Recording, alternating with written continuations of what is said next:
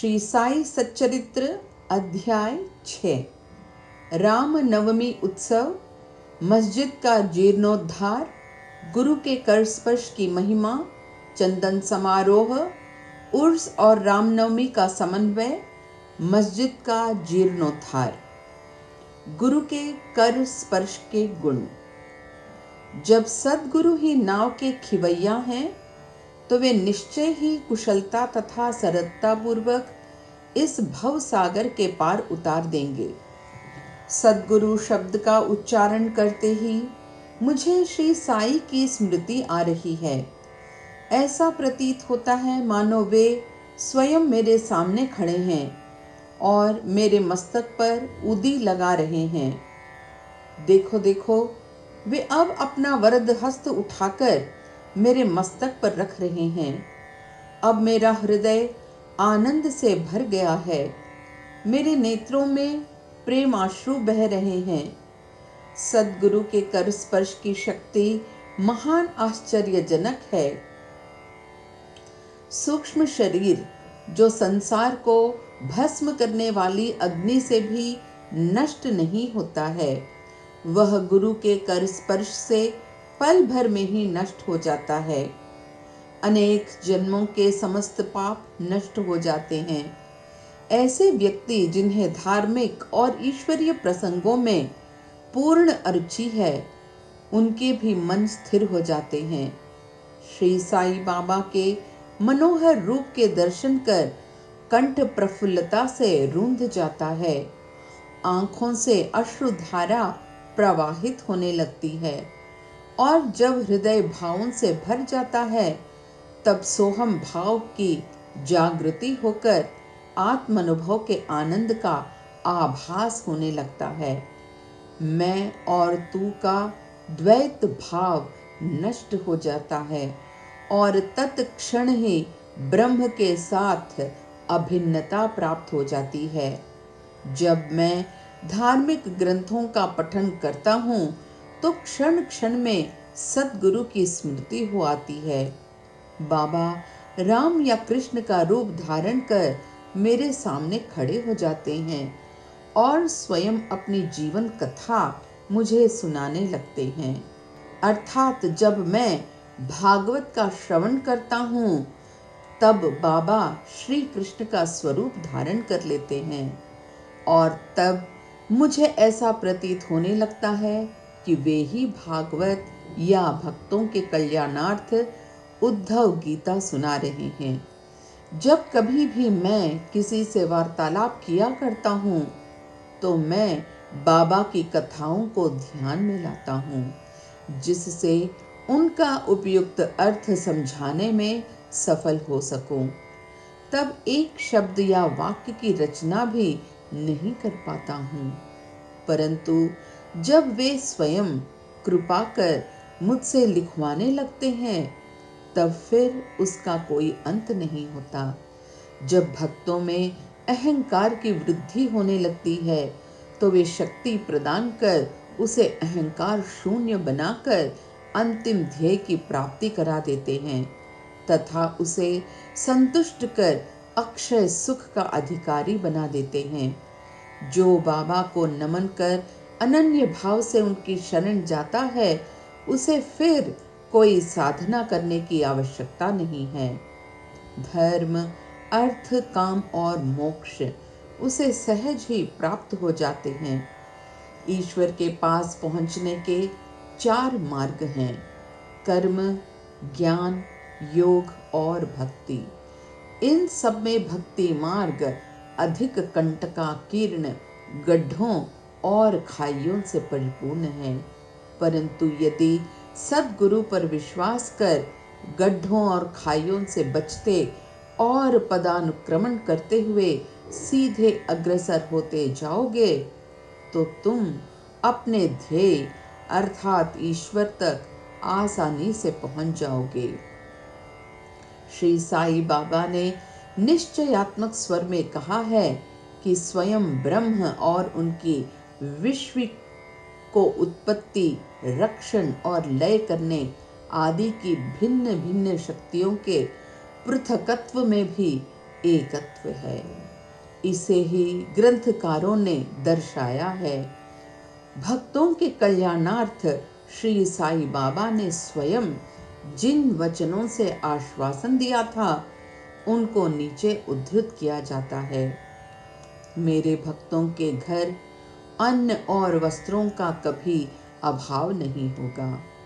यह मेरा वैशिष्ट्य है कि जो भक्त मेरी शरण आ जाते हैं और अंतःकरण से मेरे उपासक हैं, उनके कल्याणार्थ मैं सदैव चिंतित रहता हूँ।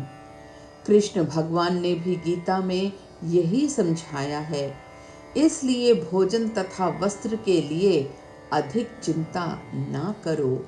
यदि कुछ मांगने की अभिलाषा है तो ईश्वर को ही मांगो। सांसारिक मान व उपाधियां त्याग कर ईश कृपा तथा अभय दान प्राप्त करो और उन्हीं के द्वारा सम्मानित हो। सांसारिक साधनों से कुपथगामी मत बनो। अपने इष्ट को दृढ़ता से पकड़े रहो। समस्त इंद्रियों और मन को ईश्वर चिंतन में प्रवृत्त रखो। किसी पदार्थ से आकर्षित न हो।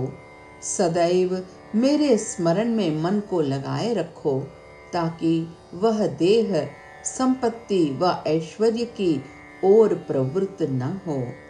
तब चित्त स्थिर, शांत व निर्भय हो जाएगा। इस प्रकार की मनः स्थिति प्राप्त होना इस बात का प्रतीक है कि वह सुसंगति में है। यदि चित्त की चंचलता नष्ट न हुई तो उसे एकाग्र नहीं किया जा सकता। बाबा के उपर्युक्त शब्दों को उद्धृत कर ग्रंथकार शिरडी के रामनवमी उत्सव का वर्णन करता है। शिरडी में मनाए जाने वाले उत्सवों में रामनवमी अधिक धूमधाम से मनाई जाती है। अतएव इस उत्सव का पूर्ण विवरण, जैसा कि साई लीला पत्रिका 1925 के पृष्ठ 197 पर प्रकाशित हुआ था, यहाँ संक्षेप में दिया जाता है। प्रारंभ। कोपर गांव में श्री गोपाल राव गुंड नाम के एक इंस्पेक्टर थे। वे बाबा के परम भक्त थे। उनकी 3 स्त्रियां थीं, परंतु एक के भी संतान न थी। श्री साईं बाबा की कृपा से उन्हें एक पुत्र रत्न की प्राप्ति हुई। इस हर्ष के उपलक्ष्य में सन 1895 में उन्हें विचार आया कि शिरडी में मेला अथवा उर्स भरवाना चाहिए। उन्होंने यह विचार शिरडी के अन्य भक्त तात्या पाटिल, दादा कोते पाटिल और माधवराव के समक्ष विचारणार्थ प्रकट किया। उन सभी को यह विचार अति रुचिकर प्रतीत हुआ तथा उन्हें बाबा की भी स्वीकृति और आश्वासन प्राप्त हो गया। उर्स भरने के लिए सरकारी आज्ञा आवश्यक थी, इसलिए एक प्रार्थना पत्र कलेक्टर के पास भेजा गया, परंतु ग्राम कुलकर्णी के आपत्ति उठाने के कारण स्वीकृति प्राप्त न हो सकी। परंतु बाबा का आश्वासन तो प्राप्त हो ही चुका था, अतः पुनः प्रयत्न करने पर स्वीकृति प्राप्त हो गई। बाबा की अनुमति से रामनवमी के दिन उर्स भरना निश्चित हुआ। ऐसा प्रतीत होता है कि कुछ निष्कर्ष ध्यान में रखकर ही उन्होंने ऐसी आज्ञा दी, अर्थात उर्स व रामनवमी के उत्सवों का एकीकरण तथा हिंदू मुस्लिम एकता, जो भविष्य की घटनाओं से ही स्पष्ट है कि यह ध्येय पूर्ण सफल हुआ। प्रथम बाधा तो किसी प्रकार हल हुई। अब द्वितीय कठिनाई जल के अभाव की उपस्थिति थी। शिरडी तो एक छोटा सा गांव था और पूर्व काल से ही वहां जल का अभाव बना रहता था। गांव में केवल 2 कुएं थे, जिनमें से एक तो प्रायः सूख जाया करता था और दूसरे का पानी खारा था। बाबा ने उसमें फूल डालकर उसके खारे जल को मीठा बना दिया, लेकिन एक कुएं का जल कितने लोगों को पर्याप्त हो सकता था? इसलिए तात्या पाटिल ने बाहर से जल मंगवाने का प्रबंध किया। लकड़ी व बांसों की कच्ची दुकानें बनाई गईं तथा कुश्तियों का भी आयोजन किया गया। गोपाल राव गुंड के एक मित्र दामू अण्णा कासार अहमदनगर में रहते थे। वे भी संतानहीन होने के कारण दुखी थे। श्री साईं बाबा की कृपा से उन्हें भी एक पुत्र रत्न की प्राप्ति हुई थी। श्री गुंड ने उनसे एक ध्वज देने को कहा। एक ध्वज जागीरदार श्री नाना साहेब निमोणकर ने भी दिया। ये दोनों ध्वज बड़े समारोह के साथ गांव में से निकाले गए और अंत में उन्हें मस्जिद, जिसे बाबा द्वारका माई के नाम से पुकारते थे, उसके कोनों पर फहरा दिया गया। यह कार्यक्रम अभी भी पूर्ववत ही चल रहा है। चंदन समारोह। इस मेले में एक अन्य कार्यक्रम का भी श्री गणेश हुआ, जो चंदन उत्सव के नाम से प्रसिद्ध है। यह कोरहल के एक मुस्लिम भक्त श्री अमीर शक्कर दलाल के मस्तिष्क की सूझ थी। प्रायः इस प्रकार का उत्सव सिद्ध मुस्लिम संतों के सम्मान में ही किया जाता है। बहुत सा चंदन घिसकर और बहुत सी चंदन धूप थालियों से भरी जाती है तथा लोबान जलाते हैं और अंत में उन्हें मस्जिद में पहुंचाकर जुलूस समाप्त हो जाता है। थालियों का चंदन और धूप नीम पर और मस्जिद की दीवारों पर डाल दिया जाता है।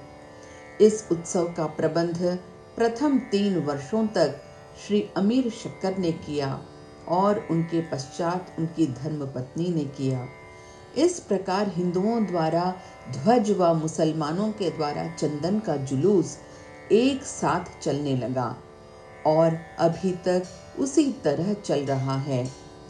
प्रबंध। रामनवमी का दिन श्री साईं बाबा के भक्तों को अत्यंत ही प्रिय और पवित्र है। कार्य करने के लिए बहुत से स्वयं सेवक तैयार हो जाते थे और वे मेले के प्रबंध में सक्रिय भाग लेते थे। बाहर के समस्त कार्यों का भार तात्या पाटिल और भीतर के कार्यों को श्री साईं बाबा की एक परम भक्त महिला राधा कृष्ण माई संभालती थीं। इस अवसर पर उनका निवास स्थान अतिथियों से परिपूर्ण रहता और उन्हें सब लोगों की आवश्यकताओं का भी ध्यान रखना पड़ता था। साथ ही वे मेले की समस्त आवश्यक वस्तुओं का भी प्रबंध करती थीं। दूसरा कार्य जो वे स्वयं खुशी से किया करती थीं, वह था मस्जिद की सफाई, चूना पोतना आदि। मस्जिद की फर्श तथा दीवारें निरंतर धूनी जलने के कारण काली पड़ गई थीं। जब रात्रि को बाबा चावड़ी में विश्राम करने चले जाते, तब वे यह कार्य किया करते थे। समस्त वस्तुएं धूनी सहित बाहर निकालनी पड़ती थी और सफाई व पुताई हो जाने के पश्चात पूर्ववत सजा दी जाती थी। बाबा का अत्यंत प्रिय कार्य गरीबों को भोजन कराना भी इस कार्यक्रम का एक अंग था। इस कार्य के लिए बृहद भोज का आयोजन किया जाता था और अनेक प्रकार की मिठाइयाँ बनाई जाती थीं। यह सब कार्य राधा कृष्ण माई के निवास स्थान पर ही होता था। बहुत से घनाढ्य व श्रीमंत भक्त इस कार्य में आर्थिक सहायता पहुंचाते थे। उर्स का रामनवमी के त्योहार में समन्वय। सब कार्यक्रम इसी तरह उत्तम प्रकार से चलता रहा और मेले का महत्व शनै ही बढ़ता ही गया। सन 1912 में एक परिवर्तन हुआ। एक भक्त कृष्णराव जोगेश्वर भीष्म अमरावती के दादा साहेब खापर्डे के साथ मेले के एक दिन पूर्व शिरडी के दीक्षितवाड़े में ठहरे। जब वे दालान में लेटे हुए विश्राम कर रहे थे, तब उन्हें एक कल्पना सूझी। इसी समय श्री लक्ष्मणराव उपनाम काका महाजनी पूजन सामग्री लेकर मस्जिद की ओर जा रहे थे। उन दोनों में विचार विनिमय होने लगा और उन्होंने सोचा कि शिरडी में उर्स व मेला ठीक राम नवमी के दिन ही भरता है। इसमें अवश्य ही कोई गूढ़ रहस्य निहित है। राम नवमी का दिन हिंदुओं को बहुत ही प्रिय है। कितना अच्छा हो यदि रामनवमी उत्सव का भी श्री गणेश कर दिया जाए। काका महाजनी को यह विचार रुचिकर प्रतीत हुआ। अब मुख्य कठिनाई हरिदास के मिलने की थी, जो इस शुभ अवसर पर कीर्तन व ईश्वर गुण अनुवाद कर सके। परंतु भीष्म ने इस समस्या को हल कर दिया। उन्होंने कहा कि मेरा स्वरचित राम आख्यान, जिसमें राम जन्म का वर्णन है, तैयार हो चुका है। मैं उसका ही कीर्तन करूंगा और तुम हारमोनियम पर साथ करना, और राधा कृष्ण माई सुंठवड़ा तैयार कर देंगी। तब वे दोनों शीघ्र ही बाबा की स्वीकृति प्राप्त करने हेतु मस्जिद को गए। बाबा तो अंतर्यामी थे। उन्हें तो सब ज्ञान था कि वाड़े में क्या क्या हो रहा है। बाबा ने महाजनी से प्रश्न किया कि वहां क्या चल रहा था। इस आकस्मिक प्रश्न से महाजनी घबरा गए और बाबा के शब्दों का अभिप्राय न समझ सकने के कारण वे स्तब्ध होकर खड़े रह गए। तब बाबा ने भीष्म से पूछा कि क्या बात है। भीष्म ने रामनवमी उत्सव मनाने का विचार बाबा के समक्ष प्रस्तुत किया तथा स्वीकृति देने की प्रार्थना की। बाबा ने भी सहर्ष अनुमति दे दी। सभी भक्त हर्षित हुए और राम जन्मोत्सव मनाने की तैयारियां करने लगे। दूसरे दिन रंग बिरंगी झंडियों से मस्जिद सजा दी गई। श्रीमती राधा कृष्ण माई ने एक पालना लाकर बाबा के आसन के समक्ष रख दिया और फिर उत्सव प्रारंभ हो गया। भीष्म कीर्तन करने को खड़े हो गए और महाजनी हारमोनियम पर उनका साथ करने लगे। तभी बाबा ने महाजनी को बुलावा भेजा। यहाँ महाजनी शंकित थे कि बाबा उत्सव मनाने की आज्ञा देंगे भी या नहीं। परंतु जब वे बाबा के समीप पहुंचे तो बाबा ने उनसे प्रश्न किया, यह सब क्या है? यह पालना क्यों रखा गया है? महाजनी ने बतलाया कि रामनवमी का कार्यक्रम प्रारंभ हो गया है और इसी कारण यह पालना यहाँ रखा गया है। बाबा ने निम्बर पर से 2 हार उठाए। उनमें से एक हार तो उन्होंने काकाजी के गले में डाल दिया तथा दूसरा भीष्म के लिए भेज दिया। अब कीर्तन प्रारंभ हो गया था। कीर्तन समाप्त हुआ तब श्री राजा राम की उच्च स्वर से जय जयकार हुई। कीर्तन के स्थान पर गुलाल की वर्षा की गई। जब हर कोई प्रसन्नता से झूम रहा था, तब अचानक ही एक गरजती हुई ध्वनि उनके कानों में पड़ी। वस्तुतः जिस समय गुलाल की वर्षा हो रही थी, उसके कुछ कण अनायास ही बाबा की आंख में चले गए। तब बाबा एकदम क्रुद्ध होकर उच्च स्वर में अपशब्द कहने व कोसने लगे।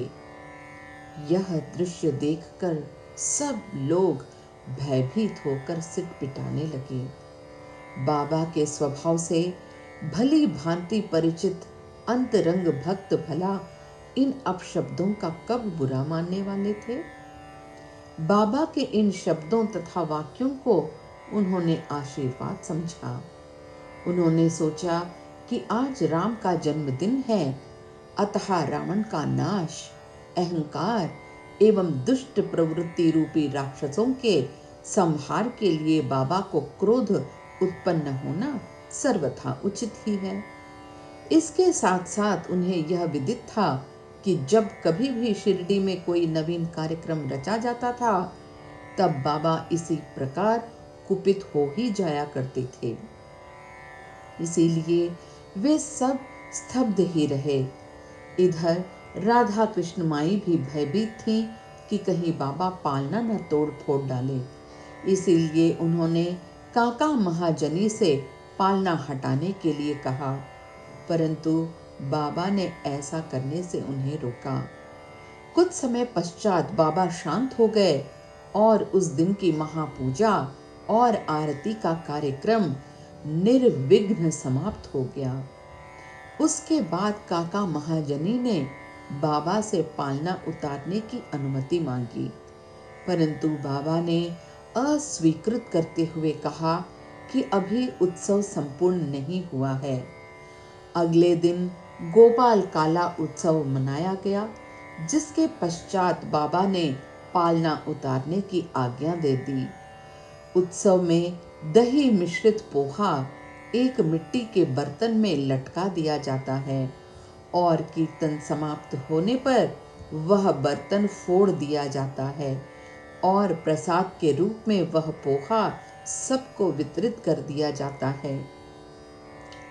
जिस प्रकार की श्री कृष्ण ने ग्वालों के साथ किया था, रामनवमी उत्सव इसी तरह दिन भर चलता रहा।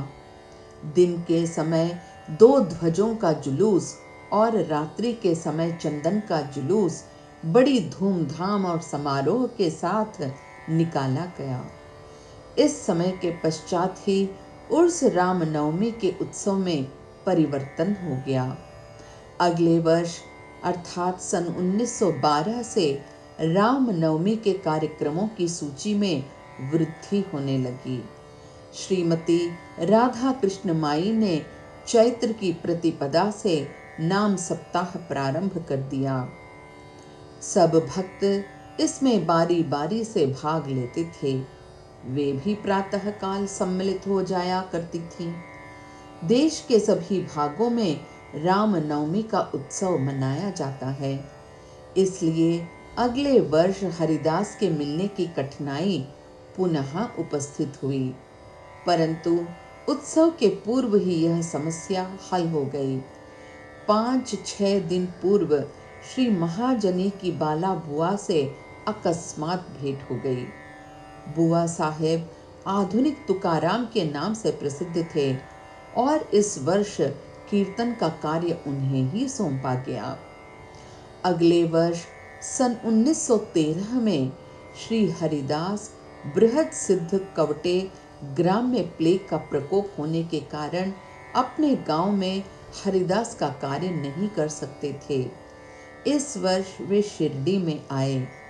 काका साहेब दीक्षित ने उनके कीर्तन के लिए बाबा से अनुमति प्राप्त की। बाबा ने भी उन्हें यथेष्ट पुरस्कार दिया। सन 1914 में हरिदास की कठिनाई बाबा ने सदैव के लिए हल कर दी। उन्होंने यह कार्य स्थायी रूप से दास गणु महाराज को सौंप दिया। तब से वे इस कार्य को उत्तम रीति से सफलता और विद्वत्ता पूर्वक पूर्ण लगन से निभाते रहे। सन 1912 से उत्सव के अवसर पर लोगों की संख्या में उत्तरोत्तर वृद्धि होने लगी। चैत्र शुक्ल अष्टमी से द्वादशी तक शिरडी में लोगों की संख्या में इतनी अधिक वृद्धि हो जाया करती थी, मानो मधुमक्खी का छत्ता ही लगा हो। दुकानों की संख्या में वृद्धि हो गई। प्रसिद्ध पहलवानों की कुश्तियां होने लगीं। गरीबों को बृहद स्तर पर भोजन कराया जाने लगा। राधा कृष्ण माई के घोर परिश्रम के फलस्वरूप शिरडी को संस्थान का रूप मिला। संपत्ति भी दिन प्रतिदिन बढ़ने लगी।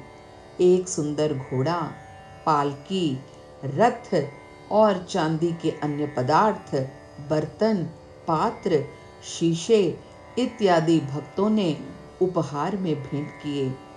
उत्सव के अवसर पर हाथी भी बुलाया जाता था। यद्यपि संपत्ति बहुत बढ़ी, परंतु बाबा उन सबसे सदा निरपेक्ष ही रहते थे। वे सदैव उसे उपेक्षा की दृष्टि से देखते और सदैव की भांति ही साधारण वेशभूषा धारण करते थे। यह ध्यान देने योग्य है कि जुलूस तथा उत्सव में हिंदू और मुसलमान दोनों ही साथ साथ कार्य करते थे, परंतु आज तक न उनमें कोई विवाद हुआ और न कोई मतभेद ही। पहले पहल तो लोगों की संख्या 5,000 से 7,000 के लगभग ही होती थी, परंतु किसी किसी वर्ष तो यह संख्या 75,000 तक पहुंच जाती थी। फिर भी न कभी कोई बीमारी फैली और न ही कोई दंगा हुआ। मस्जिद का जीर्णोद्धार। जिस प्रकार उर्स या मेला भराने का विचार प्रथमतः श्री गोपाल गुंड को आया था, उसी प्रकार मस्जिद के जीर्णोद्धार का विचार भी प्रथमतः उन्हें ही आया। उन्होंने इस कार्य के निमित्त पत्थर एकत्रित कर उन्हें वर्गाकार करवाया, परंतु इस कार्य का श्रेय उन्हें प्राप्त नहीं होना था। वह सुयश तो नाना साहेब चांदोरकर के लिए ही सुरक्षित था और फर्श का कार्य काका साहेब दीक्षित के लिए। प्रारंभ में बाबा ने इन कार्यों के लिए स्वीकृति नहीं दी, परंतु स्थानीय भक्त म्हालसापति के आग्रह करने से बाबा की स्वीकृति प्राप्त हो गई और एक रात में ही मस्जिद का पूरा फर्श बन गया। अभी तक बाबा एक टाट के टुकड़े पर ही बैठते थे, अब उस टाट के टुकड़े को वहां से हटाकर उसके स्थान पर एक छोटी सी गद्दी बिछा दी गई।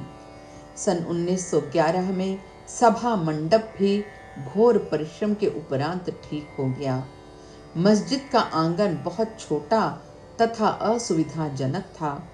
काका साहेब दीक्षित आंगन को बढ़ाकर उसके ऊपर छप्पर बनवाना चाहते थे। यथेष्ट द्रव्य राशि व्यय कर उन्होंने लोहे के खंबे, बल्लियां व कैंचियां मोल ली और कार्य भी प्रारंभ हो गया। दिन रात परिश्रम कर भक्तों ने लोहे के खंबे जमीन में गाढ़े। जब दूसरे दिन बाबा चावड़ी से लौटे, उन्होंने उन खंभों को उखाड़ कर फेंक दिया और अति क्रोधित हो गए। वे एक हाथ से खंबा पकड़कर उसे उखाड़ने लगे और दूसरे हाथ से उन्होंने तात्या का साफा उतार लिया और उसमें आग लगाकर गड्ढे में फेंक दिया। बाबा के नेत्र जलते हुए अंगारे के सदृश लाल हो गए। किसी को भी उनकी ओर आंख उठाकर देखने का साहस नहीं होता था। सभी बुरी तरह भयभीत होकर विचलित होने लगे कि अब क्या होगा। भागोजी शिंदे कुछ साहस कर आगे बढ़े, पर बाबा ने उन्हें धक्का देकर पीछे ढकेल दिया। माधवराव की भी यही गति हुई। बाबा उनके ऊपर भी ईंट के ढेले फेंकने लगे। जो भी उन्हें शांत करने गया, उसकी वही दशा हुई। कुछ समय के पश्चात क्रोध शांत होने पर बाबा ने एक दुकानदार को बुलवाया और एक जरीदार फेंटा खरीदकर अपने हाथों से उसे तात्या के सिर पर बांधने लगे, जैसे उन्हें विशेष सम्मान दिया गया हो। यह विचित्र व्यवहार देखकर भक्तों को आश्चर्य हुआ। वे समझ नहीं पा रहे थे कि किस अज्ञात कारण से बाबा इतने क्रोधित हुए। उन्होंने तात्या को क्यों पीटा और तत्क्षण ही उनका क्रोध क्यों शांत हो गया। बाबा कभी कभी अति गंभीर तथा शांत मुद्रा में रहते थे और बड़े प्रेम पूर्वक वार्तालाप किया करते थे, परंतु अनायास ही बिना किसी गोचर कारण के वे क्रोधित हो जाया करते थे। ऐसी अनेक घटनाएं देखने में आ चुकी हैं, परंतु मैं इसका निर्णय नहीं कर सकता कि उनमें से कौन सी लिखूं और कौन सी छोड़ूं। अतः जिस क्रम से वे याद आती जाएंगी, उसी प्रकार उनका वर्णन किया जाएगा। अगले अध्याय में बाबा यवन हैं या हिंदू, इसका विवेचन किया जाएगा तथा उनके योग, साधन, शक्ति और अन्य विषयों पर भी विचार किया जाएगा। श्री सद्गुरु साईनाथ अर्पणमस्तु। शुभम भवतु। सप्ताह पारायण, प्रथम विश्राम।